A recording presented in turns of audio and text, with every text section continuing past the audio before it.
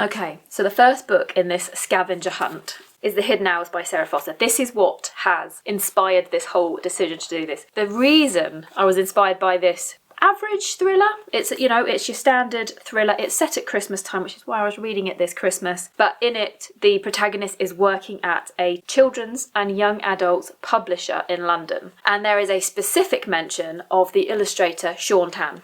And I have read some of Sean Tan's work, and I have this book on my TBR. This is Creature. It's a collection of his artwork, paintings, drawings and reflections, all based on creatures that he's drawn. And it comes with mini essays on different ways that we've interpreted creatures, and he interprets creatures. So that is why I've decided to do this. So this is from Legend Press, which is a small press. So if you watch, go and support them. If you like thriller, do go and read this, because I think this is a good thriller. I'm going to be recommending it to my other friends and family who love thrillers. But it follows a woman who's moved here from Australia. She has a very traumatic past, and we sort of flip between her in the present and her back then. So we're learning about both timelines at the same time, so there's mystery in both. And in the present day, she's been to a Christmas party at this publishers where she works, and one of the senior team has died, but she has no memory of the events, but she was the last person to see this woman alive, we think. Yeah, I think it's done really well. And then at the end there's a note from the author where she says this is really trying to look at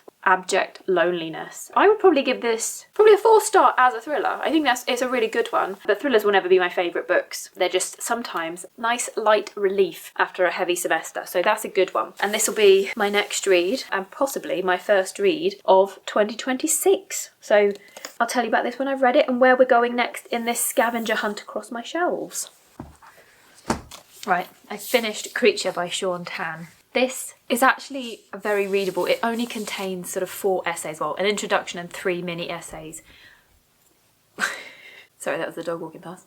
Alongside some of his images around his creatures, but in each of those mini essays he thinks about things like creatures as something scary, as sort of monsters as other. He thinks about creatures as companions. I think this is a fantastic book to read, and I also highly recommend reading it alongside Natalie Lawrence's Enchanted Creatures, Our Monsters and Their Meanings. I was almost going to jump to this as my next book in this scavenger hunt, even though I've already read it, but I've only read it recently and it didn't really feel like cheating. It just felt like perhaps not what I had initially intended from the scavenger hunt. But this goes more into historical uses of monsters to understand the world around us, to understand society and how we view otherness. So these two are really great books to read together. And this was almost where I was going to go, because I was going to jump from this to Beowulf, because I want to read Beowulf before I go back to university, because we're going to be looking at Tolkien's essay about Beowulf and the monster that's in there. But I decided instead that the next place I'm going to go is to Aboriginal myths, because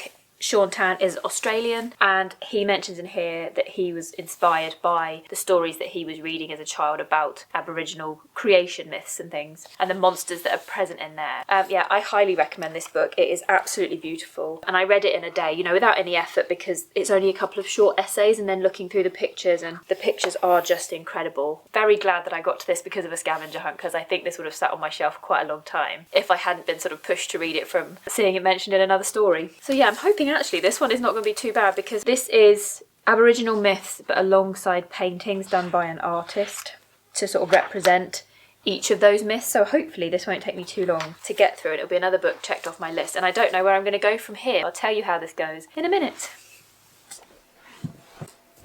I finished Dawn of Time. So this one, I wouldn't rate this too highly. The artwork in it is amazing. So the artwork is done by Ainsley Roberts, and the text that accompanies it is Charles Mountford, and he also does the introduction. Charles Mountford is an anthropologist, so he is scholarly. He studied Aboriginal cultures for his entire career, but it came across this opening essay as if he were looking down on those cultures, as if he were infantilizing them. So he uses phrases like material poverty, that these cultures live in material poverty. But I think that's relative. We might consider material poverty because they don't have as much stuff, they don't have as many variety of materials as we have. But to them, their material culture is marvellous, it's magnificent. The ways in which they embrace the natural world and the things that they have is far superior to what we do. So it's a relative thing. He also talks about them being the children being uneducated. And again, educated, are we talking about education as a noun, like what we associate with the education that we have, a set government mandated curriculum, a building in which students come and sit in a classroom and are taught by someone who is called a teacher? In their culture, being educated is something very different to what we have. So I didn't quite like the way it was written about these people, but I do accept that that might be a sign of the times. This was written in 1963, but it was the actual stories themselves. They're nice and short, so you're not getting bogged down in too much detail, and they accompany such beautiful artwork. So I'm giving this a 3, and I'm going to keep it on my shelves because I think it would be an interesting reference if my kids ever learn about these sorts of topics at school. I didn't, but you never know. Now, I did not know where I was going to go from here. Ostensibly, I was thinking this is artwork inspired by Aboriginal myths. So art created around an original story. So I was thinking about something like Chance Developments by Alexander McCall Smith. This one is taking a photograph and then creating a story out of the photographs. So there was that one. And I also have the third book in the Miss Peregrine's Peculiar Children series to read. On a similar basis, he uses found photographs to illustrate his story. So there was that sort of angle I could go down on this scavenger hunt. And equally, Bog People. This is a new anthology of folk horror tales. So obviously inspired by British folk and specifically working class folk stories and creating new horror stories out of it. I saw some of the authors talking and I got my copy signed. So there was this sort of direction that I could go in, but this is not where we're going. In here, in that introduction, which I was a bit sceptical about, there is a beautiful sentence. So there's a saying in Aboriginal culture, as it was done in the dream time, so it must be done today. And I just love this idea of the dream time. So the way I'm going, I have Mary Oliver's collection Dreamwork, which is a collection of poetry. So in this collection of 45 poems, originally published in 1986, the Pulitzer Prize winning poet Mary Oliver turns her attention to the solitary and difficult labours of the spirit, the parallel awe and destruction that is nature, and the great wonder and struggle of being. So I feel like this is where I am going. I'm going for Dreamwork from Dawn of Time. And this is not where I thought I would be going. I thought that by the end of this video, I'd be telling you about Beowulf. And this is the thing, like when I came up with this idea, I was like, even though I knew I was going to wait till I'd read the books to finally decide where I wanted to go next, I get really excited about reading books. And so I had these ideas about where the connections were going to be. So it's so fun to go somewhere else and go somewhere completely unexpected. So this will be my next read. And I think in this video, after this, I will do one more book. See you with the next one.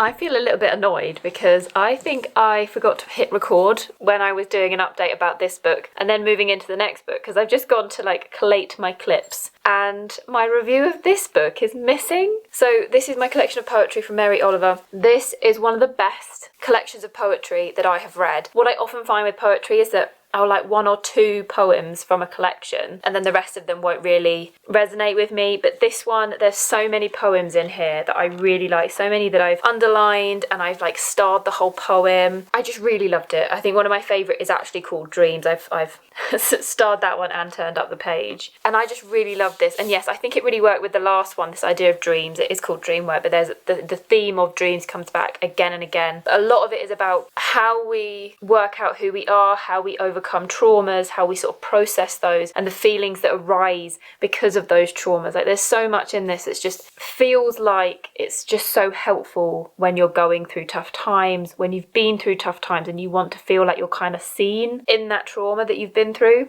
So this was an excellent one. I'm giving it 4 stars because ultimately I didn't like all of the poems, but I rarely ever do. But 4 stars for a poetry collection from me is really good. I decided after this that I really wanted to go back to a novel. I've done quite a variety of genres in this reading vlog. So I wanted to go back to a novel, but I didn't know which one to go for. And I decided what I wanted was a novel that felt like it was about working through trauma, where it was about not necessarily trauma, but trying to identify who you are, trying to work out what you are in this world. But I didn't really know which of my books would have that. So I basically sat and went through different blurbs. I picked up different books to see which one would be the best one. And this is the one that I went for. We Are All Completely Beside Ourselves by Karen Joy Fowler. This one, basically the only thing I know about it is that it was nominated for the Booker Prize in the year there you go, 2014 it was nominated. I also wonder whether this was on a list of books that were part of the English literature curriculum for schools in England, because there was a time when I was noting down all of the ones that were on the curriculum, because when I did English literature at school, I didn't enjoy it, I hated it. And I went through this period a few years ago, which is what brought me back into literature really, where I was like, I wonder if that has changed, because I now love reading, but at the time I thought I hated studying literature, and look at me now, I'm studying literature and history at university,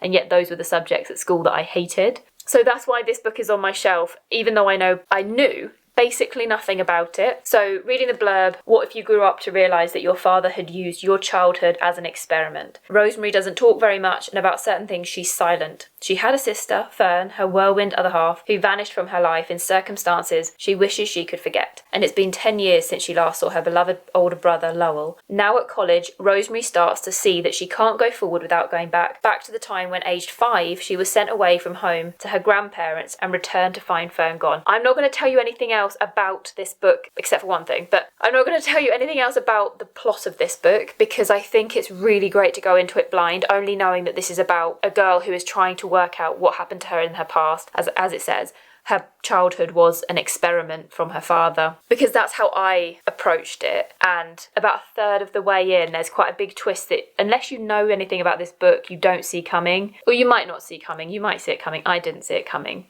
Was my mind fully on it because I'm at university and that's what my mind is mostly on?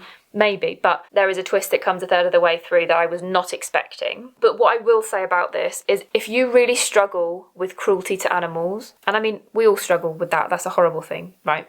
But if you cannot read it, if you absolutely cannot read that, don't read this book, because it is a central theme. It is a central plot to this book. So if that is something that is an absolute no-no for you, don't pick this up. But I think this really opened my eyes to certain things. It's got that sort of very niche subject matter. That is why I loved it. It's also why I really liked The Impossible Thing by Belinda Bauer, because that was so niche. It was about egg collecting in the early 20th century. And I love that nicheness to it. And this has a similar sort of niche idea that draws the plot together. And I really liked how it was done. It was really experimenting with how stories are told, how we relate information about ourselves. There were certain events in our protagonist's life, Rosemary's life, where she tells you what happened in sort of a concise, neat way for the story, and then she'll come back later and she'll go, but what I didn't tell you about that situation is this, and then she'll explain something else about a person that was involved and how they were acting that changes the dynamics of that scene, but you only find that out later. And I really loved how it was playing with those things, as well as this underlying sort of powerful narrative as well. It's actually only short. I mean, I don't know how long it looks on video, but this was a really quick read. Is it 300 and something pages? But I flew through this, absolutely loved it. So this was a 5 stars for me. And this is where I'm ending this vlog, but I have loved this so much. This has been so much fun to do, and I can't wait to do it again. I can't see myself having time over the next few months because I am so locked in with university at the moment, and largely I'm going to struggle even to get my TBR spin stuff done. That's my priority. But I think especially come summer, which is when I think my time is going to open up again, come summer I'm going to do this again, because I just have loved this process, and I've loved the variety and the books that I've come to that I wouldn't have come to without doing this scavenger hunt. I don't know when I'd have read this. Even though I bought this last year, I don't know when I'd have read this if it wasn't for this scavenger hunt. So really happy with that. So hopefully I'll see you in the next one if you like it.